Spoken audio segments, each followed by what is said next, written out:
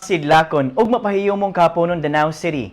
We are on live programming today. Today is May 14, 2026, Adlaw Huwebes, and welcome to the 27th episode of The Weeklight. Sidlak sa Danao, your weekly window into Danao City's latest. I'm Kim Dagatan, ang inyong alagad gikan sa Public Information Office, bringing you the most important updates, stories, and latest news accomplishments from around the city. All from the past days, right here and now. From achievements to events, to reminders and features, we've got everything you need to stay informed.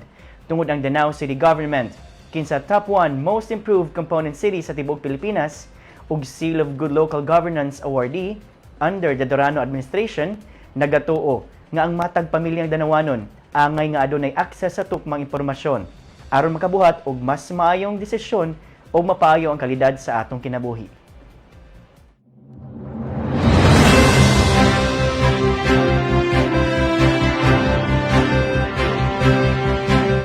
Sugdan nato ang atong balita karon sa usa ka mahinungdanong lakang diin gitigom ang mga public assistance and complaints desk officers aron mas mapalig-on ang maayong pagpamuno pinaagi sa feedback, konektibidad ug maayong serbisyo publiko sa dakbayan sa Danao. Aniya ang dugang detalye. Ubos sa Dorano administration, padayon nga gipalig-on sa Danao City Government ang citizen-centered governance pinaagi sa Operational Reinforcement on the Anti-Red Tape Act o ARTA ug Ease of Doing Business. Subay niini ug aron mapadayon ang responsive, transparent ug people-focused governance nga nakasentro sa connectivity agenda ug Smiling City Hall program. Gitigom ang unang batch sa Public Assistance and Complaints Desk o PACD officers ubos sa pagpanguna sa City Mayor's Office pinaagi sa Human Resource Management Office o Public Information Office.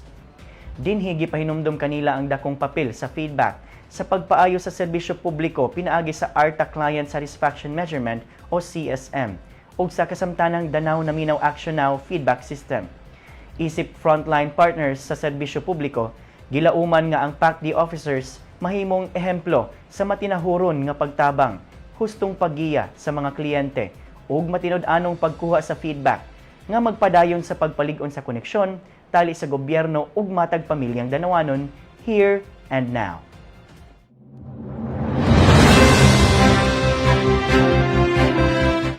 Gisaulog karong buwana ang Hypertension Awareness Month ug isip kabahin ini nagpahigayon og health education activity ang Danao City Health Services Office aron mapalambo ang kahibalo sa katawhan bahin sa high blood o hypertension.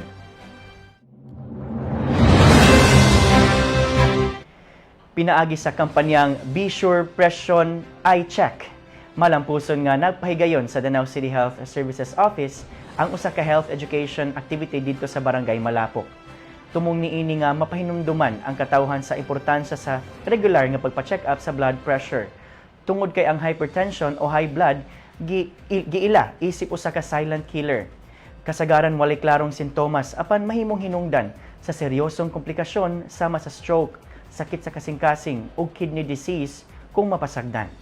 Gipasiugda usab sa CHSO nga pinaagi sa hustong impormasyon, regular nga check-up, himsog nga pagkaon, adlaw-adlaw nga ehersisyo ug paglikay sa bisyo ug sobrang stress, mahimo natong mapanalipdan ang atong kaugalingon ug pamilya gikan sa peligro sa hypertension. Alang sa libreng pagpa-check sa blood pressure, mahimo natong bisitahon ang atong mga barangay health centers o mulahos sa atong City Health Services Office para sa libreng check-up ug tambal.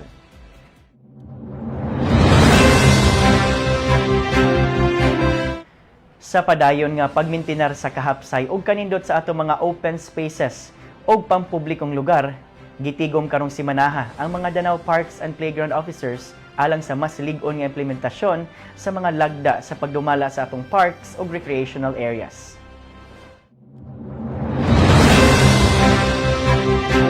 Gipahigayon ang maong panagtigom isip kabahin sa gipalig-on nga implementasyon sa Ordinance Number 2024-17-121 nga nagtutok sa kontrol ug management sa mga parks, playgrounds ug open space areas ubos sa jurisdiction sa Danao City.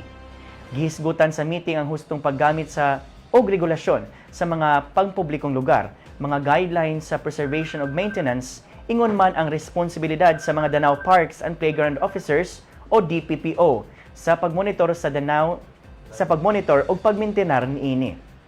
Matod pa sa Danao City of Tourism and Development Office, ang mga parks o open spaces dili lang ordinaryong lugar, kundi mga bahandi o kabilin sa komunidad nga kinahanglan ang pingan alang usab sa umaabot nga henerasyon.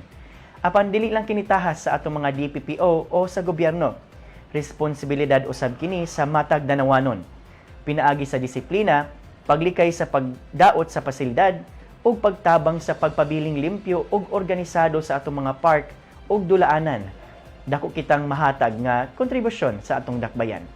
Magtinabangay kita sa pag-atiman sa atong mga pampublikong lugar para sa mas limpyo, mas luwas ug mas masidlakong dakbayan here and now.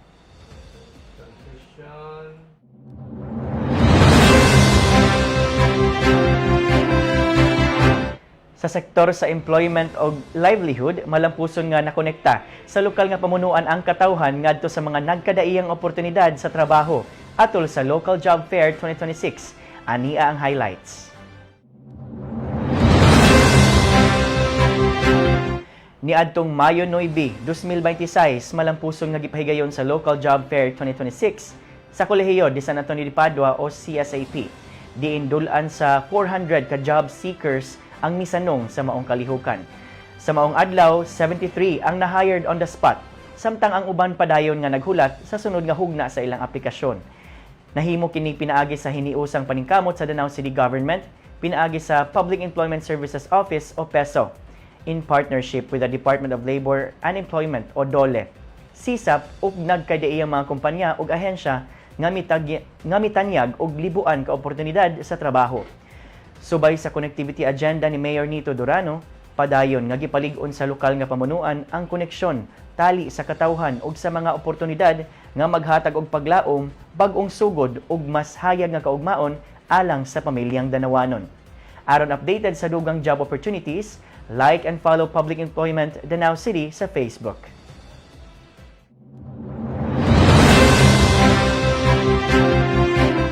Sa laing maayong balita, siguradong trabaho ug bagong oportunidad ang nagpaabot sa atong newest batch of high-speed sewing graduates human sa ilang malampusong pagbansay ilawom niining livelihood training program sa Dakbayan.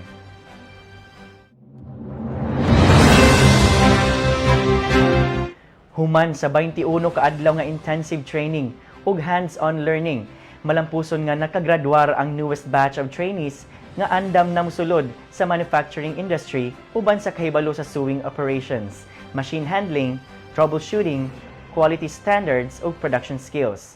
Base sa accomplishment report sa programa gikan Abril 2025 hangtod Abril 2026, 115 ka trainees na ang nahimong competent ug industry-ready graduates ug na-deploy na sa partner manufacturing company sa Dakbayan nga Vertex One Apparel Philippines Incorporated.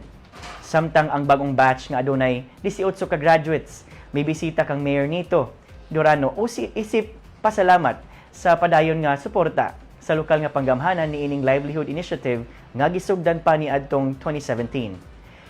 Sukad pagsugod sa maong programa, daghang Danawanon ang nakat-on og abilidad sa pagpanahi, nakakita og trabaho ug nakasuporta sa ilang tagsa-tag sa kapamilya ug subay sa connectivity agenda sa lokal nga pamunuan ubos sa lideratong Durano, magpadayon ang pagdugtong sa mga Danawanon ngadto sa mas daghang oportunidad sa trabaho, skills development ug mas maayong kaugmaon here and now.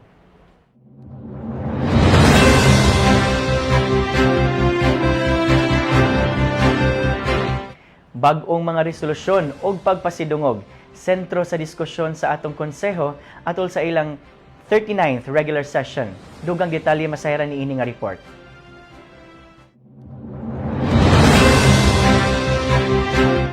Atol sa maong sesyon, gipasa sa konseho ang pipila ka mahinungdanong legislative measures lakip na ang pagdeklara nga operative sa SK Annual Budget 2026 sa Barangay Kagatlamak ug ang paghatag og authority sa City Mayor nga mosulod sa usufruct agreement uban sa provincial government alang sa pagtukod og warehouse sa Barangay Cambanay. Giaprubahan usab ang paghatag og 50,000 pesos financial assistance ngadto sa Department of Education Region 7 aron masuportaan ang ilang partisipasyon sa 2026 Palarong Pambansa nga ipahigayon sa Agusan del Sur. Opisyal usab nga gidayeg sa konseho ang Danao City Police Station ubos sa liderato ni Police Lieutenant Colonel Henrix Bangcoleta alang sa ilang outstanding performance sa kampanya Batok sa Illegal Drugs, Loose Firearms ug Wanted Persons. Diin nakadawat usab sila og nagkadaiyang awards mahitungod niini gikan sa Cebu Police Provincial Office. Gipasidunggan usab si Police Lieutenant Wenceslao B. Salimbangon isip pag-ila sa iyang dugay ug matinud-anong serbisyo sa nasod ug sa katawhan sa Danao City uban sa pag-abi-abi sa iyang well-deserved retirement.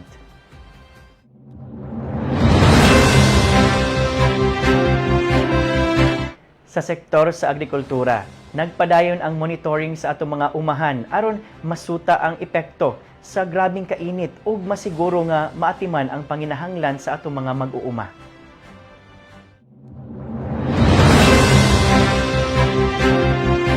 Nagpadayon ang City Agricultural Services Office o CAGSO sa field inspection ug assessment sa nagkadaiyang umahan sa Dakbayan aron masuta ang epekto sa init nga panahon sa mga pananom ug panginabuhian sa mga farmers. Pinaagi niini nga monitoring, mas mapalig-on ang pagtan-aw sa kahimtang sa sektor sa agrikultura ug masiguro nga mahatagan dayon og hustong tabang ug interventions ang mga mag-uuma nga naapektuhan sa extreme heat conditions. Here and now, padayon ang paningkamot sa Danao City Government sa pag-atiman sa sektor sa agrikultura, food security ug sa kaayuhan sa atong mga mag-uuma.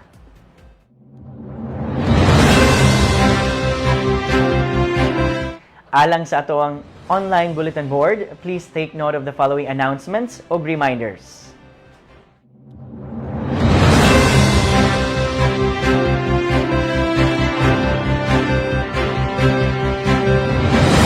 Attention, real property owners! Giahag sa City Treasury Office ang tanang na nag-iya og yuta, balay ug machinery dinhi sa Dakbayan sa Danao nga adunay delinquent o wala pa mabayri nga real property tax nga pahimuslan ang atong tax amnesty nga kutob na lamang sa July 5, 2026. Pinaagi niini, ma-waive ang penalties, surcharges ug interest sa naamoroso o wala pa mabayri nga real property taxes sulod sa gitakdang panahon. Human sa deadline o kung dili kini masettle sulod sa amnesty period, mubalik sa orihinal nga kantidad ang buhis uban sa angay nga penalties ug interest sumala sa balaod. Dako kaayo ni og tabang ilabi na sa mga dugay na nga wala kabayad og buhis ug dagko na kayog penalties, interest ug surcharges. Mong ayaw na paghulat pa, pahimusli ang tax amnesty samtang anaa pa kini pamilya. Alang sa dugang pangutana ug klarifikasyon, mahimong mo communicate sa Real Property Tax Division, City Treasury Office, pinaagi sa ilang landline 266-9229 o email sa realpropertytaxdanaocity@gmail.com.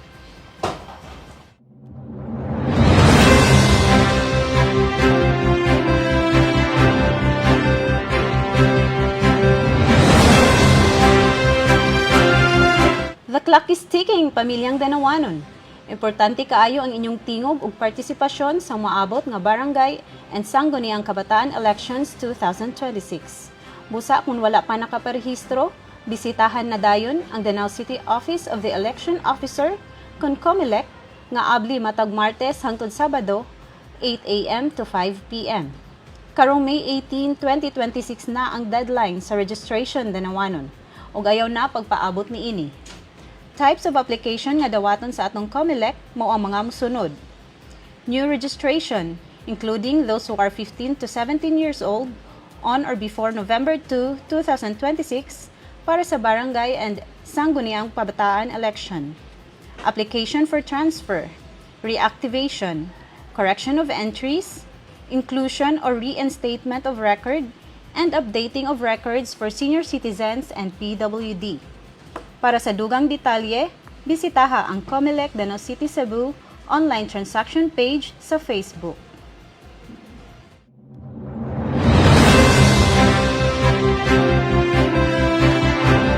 Nakuha na ba ninyo ang inyong mga plaka Danawanon? Ani ay advisory gikan sa LTO Danao District Office bahin sa verification ug posibleng pag-release sa mga plaka. Ang mga plaka nga gi-issue atong 2017 ug mas ubos, open na for verification ug possible release kung available sa LTO Danao District Office. Samtang mga plaka gikan 2018 hangtod karon, para sa Region 7 lamang ang verification ug possible issuance ug magdepende sa availability ang pag-release.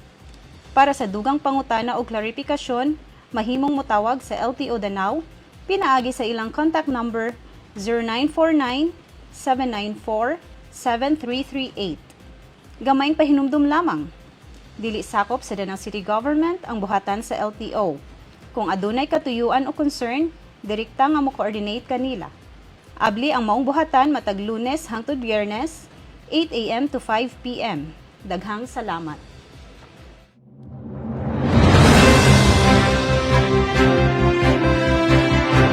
Pamilyang Danawanon, prepare to take part in the citywide profiling program nga pagasugdan karong May 21 hangtod 24, 2026, diin ang mga empleyado mismo sa Danao City Government ang musuroy sa inyong mga panimalay aron mag-update ug mangolekta sa importante nga impormasyon para sa mas organisado ug mas epektibong serbisyo publiko.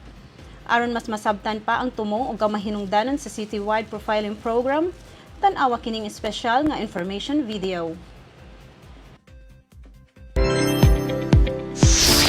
Masigla kong adlaw pamilyang Danawanon.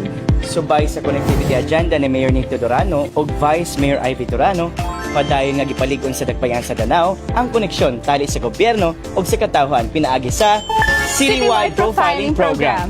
Isip kabahin sa ika-65 nga kasumaran sa atong pagkahimong dakbayan, gipadayon sa Danao City Government ang mga programa o serbisyo nga nagpalig-on sa panaglambigitay o panaghiusa sa matag pamilyang Danawanon sama niini. Ang Citywide Profiling Program usa ka organisadong pag-update ug pagsuhid sa impormasyon sa tanang residente ug panimalay sa atong 42 ka barangay, gikan sa kabataan hangtod sa mga edaran, aron mas mailhan ug masabtan sa city government ang kahimtang ug panginahanglan sa matag pamilya. Kay ang tinuod nga koneksyon, dili lang pinaagi sa internet o teknolohiya, kundi pinaagi sa pag-ila, pagpaminaw ug pagserbisyo sa matag katawhan. Pinaagi sa updated ug sakto nga datos, mas mahimong paspas, sakto ug patas ang paghatod sa mga programa ug serbisyo sama sa health services, education support, social assistance, internet ug wifi connectivity ug uban pang mga proyekto nga makatabang sa katawhan. Tumong usab niini nga mas mapalambo ang paagi sa pagpaabot sa impormasyon kabahin sa mga programa o serbisyo sa gobyerno ngadto sa matag panimalay aron walay Danawanong mabiyaan sa impormasyon ug oportunidad. Kanunay nga nagauswag ug nagabag-o ang atong dakbayan sa Danao. Busa, importante usab nga atong kining ubanan pinaagi sa pag-update sa atong mga kasayuran ug aktibong partisipasyon sa mga programa sa gobyerno. Importante kaayo ang inyong kooperasyon ug partisipasyon. Ang inyong impormasyon mahimong giya sa city government aron makahimo og mas epektibo, organisado ug responsive nga mga programa alang sa komunidad. Busa, kung duolon mo sa atong authorized profiling team nga gilangkuban sa mga empleyado sa Danao City Government nga nagsulob og official IDs, hinaot nga inyong minghatagan og tinuod, kumpleto ug updated nga impormasyon. Mubo lamang kini apan dako og mahinungdanon nga tabang alang sa kalambuan sa dakbayan. Ayaw mo kahadlok sa pagtubag. Siguraduhon usab sa dakbayan nga ang tanang datos protektado o gamiton lamang alang sa maayong serbisyo publiko subay sa Data Privacy Act of 2012. Sa nagkahiusang dakbayan sa Danao, walay pamilyang mabiyaan o walay komunidad nga makalimtan. Magtinabangay kita alang sa usa ka mas konektado, mas organisado ug mas maayong kaugmaon para sa matag pamilyang Danawanon. Sa makausap pa, kami yung alagad gikan sa Public Information Office. Ako si Shim. Ug ako si Bianca, empowering Danawanons through information dinhi sa Danao City Government at your service.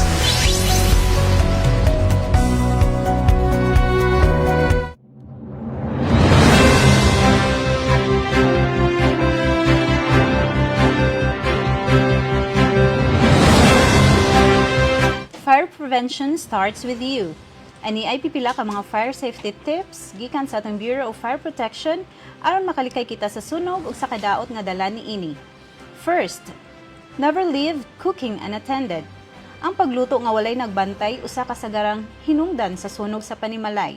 Kung magluto, labi na kung nagprito o kusog ang kalayo, magpabilin sa kusina ug bantayi kanunay ang kalan. Kung kinahanglan mo gawas, paw nga una ang stove. Second, unplug appliances when not in use. Ang appliances nga perming nakasaksak mahimong muinit ug mahimong hinungdan sa electrical fire. Ang pagtangtang sa saksakan, kung dili gamiton makatabang usab sa pagtipid sa kuryente ug pagpanalipod sa inyong panimalay. Third, avoid overloading. Ang sobra nga appliances nga gisaksak sa usa ka outlet o extension cord mahimong hinungdan sa overheat o posibleng sunog. Siguroa nga sakto lamang ang gidaghanon sa appliances nga gigamit sa matag outlet ug likayi ang daan o guba nga extension cords. Fourth, no open flames. Ang kandila, pusporo, lighter ug uban pang open flames kinahanglan ilayo sa mga dali masunog nga butang sama sa kurtina, papel ug tela. Ayaw gyud biyai ang siga nga walay bantay aron malkayan ang sunog. In case of fire and other emergencies, isave kini nga mga numero sa atong Bureau of Fire Protection aron dali nga matawagan. Danao City Fire Station Main Station 0943-628-8127 or 0917-154-9749 or 260-0583. And for Sabang Fire Substation, it's 0936-724-4090. Pamilyang Danawanon, ayaw kalimti kini mga simple nga fire safety tips ha? O magpabilin kitang alerto o magbinantayon kanunay aron malikayan ang sunog here and now.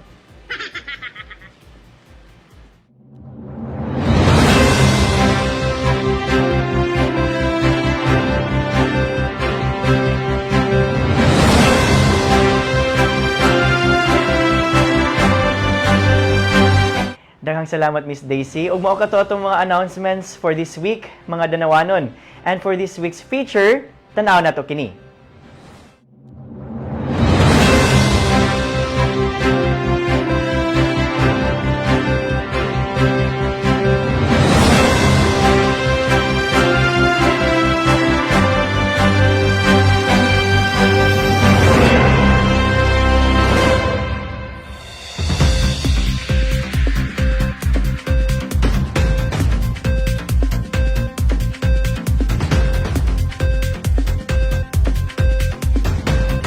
Wow, ang Lucky 7 sa CTU Danao campus. The March 2026 licensure examination for teachers has officially marked a historic milestone for Cebu Technological University Danao campus, as 7 of its graduates emerged as top-notchers, kung diin unum ang gikan sa elementary level o usa sa secondary level. Naguna sa ranking sa elementary ang double top 1 nga sila Jade Vine Ikot ug Mark Andre Saberon with 95%. Gisundan sa top 3 with 94.4% nga si Christine Marie Benluan. Top 5 nga sila Nina Nanef Feriando o Kay Kabatingan with 93.8% o top 8 nga si Sweni Marie Tito with 93.2%. Samtang top 6 sa secondary level ang BT-led graduate nga si Razel Hugan with 94%. Following the said victory, the Danao-based State University campus has once again proven its capacity to produce national champions and top-notchers across various fields and programs. Indeed, masidlakon gayud ang edukasyon dinhi sa Danao City. Congratulations, top-notchers o guban pang LPTs!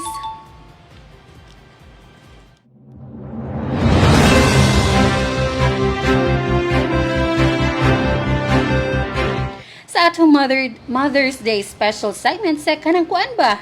May share ang atong commenters sa unforgettable lines from their mga saba nga mama. Usa kanila si CJ Cal nga miingon, kung nag-uwan pa og kwarta, wala mo inyuha. Matod pa ni Jane Banilad Cal ang ninyahan sa iyang mama Josing. Kami sa una, mosilak og musawp ang adlaw sa among buko-buko. Mag-uma, mga ligid pa mig pamasan sa bukag nga naay abuno. Daw competitive pod ang mama ni Mary Grace Quizon Dukay. Nga mingon daw, pangmata na mo ang uban na abot na og Manila, America, etc. Kamutulog pa. Kung naay magpailog og kwarta sa gawas, wala dyan mo. Bisan piso, dili mo kailog kay nangatulog pa mo. Pero, according to Leia Hermosillo Enriquez, para buyag dili yaw-yawan akong mama. Pukawon pa mi kay ready na ang painit nga puto og sikwate. I miss you, Mama Flor, in heaven. You're the best, ma. From Leia Hermosillo Enriquez. These and many more famous lines sa atong mga inahan nga na-share ka nato. And Danawas jokes aside, nagpakita kini nga kaybaw kita maminaw og magtimaan nga ang mga butang nga isulti sa atong inahan nga walay laing gusto kung dili kita mapaayo. Nana po tayo latest nga kanang Koan Ba segment. Tanawa sa atong official Facebook page og make sure to comment para kamo na sab ang suri nga ma-feature here and now.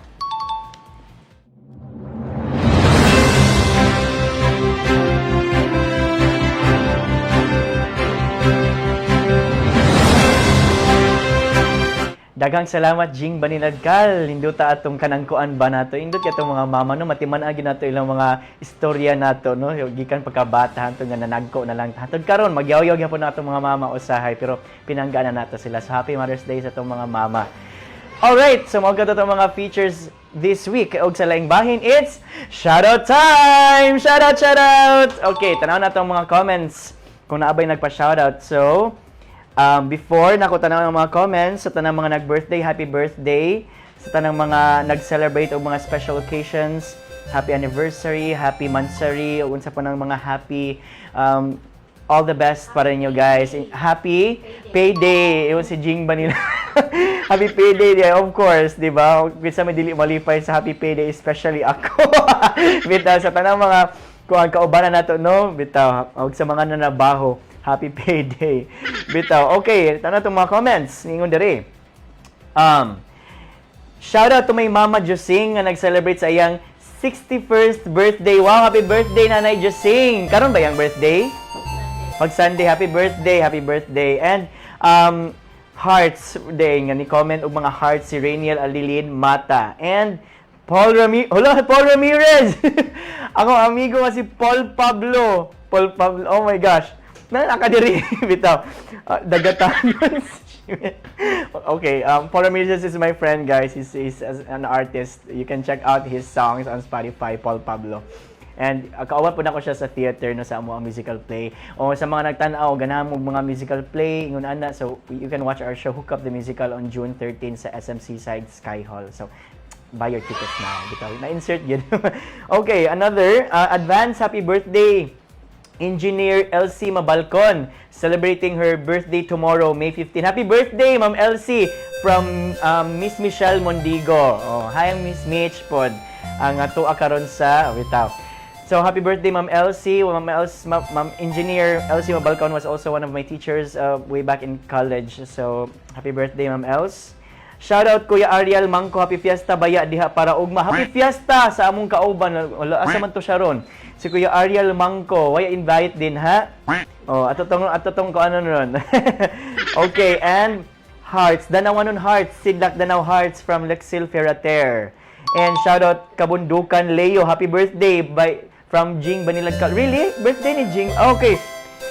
Happy birthday Leo, Kabundukan. Usa sa among mga OGTs, right? Happy birthday. Okay, napaba may mga magpa-shoutout. Shoutout day sa akong family and friends. Akong mama Susan, April Divina, Jing, nasa balay karon na mga iro bitaw. And sa akong mga kaubanan diri sa Danao City Government, especially sa ato ang pinalanggang Mayor Nito Durano, Vice Mayor Ivy Durano, ug sa atong konsehales ug sa tanang mga department heads. Hi ninyong tanan.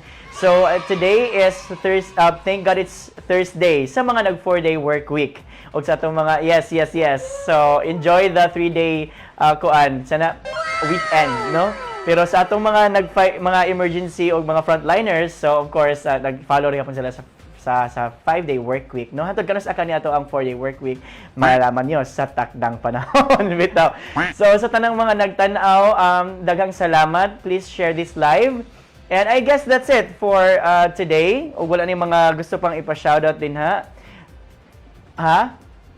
Oh, basahon din ako ningon diri. Shout out ni kisa ni belated happy birthday Cassandra May Garcia. Ay, yes, ang nag-18th birthday, no? Yes, hi Cassandra, ang sister sa mga kauban diri nga nag-18 kahapon. So pwede na ka binuotan.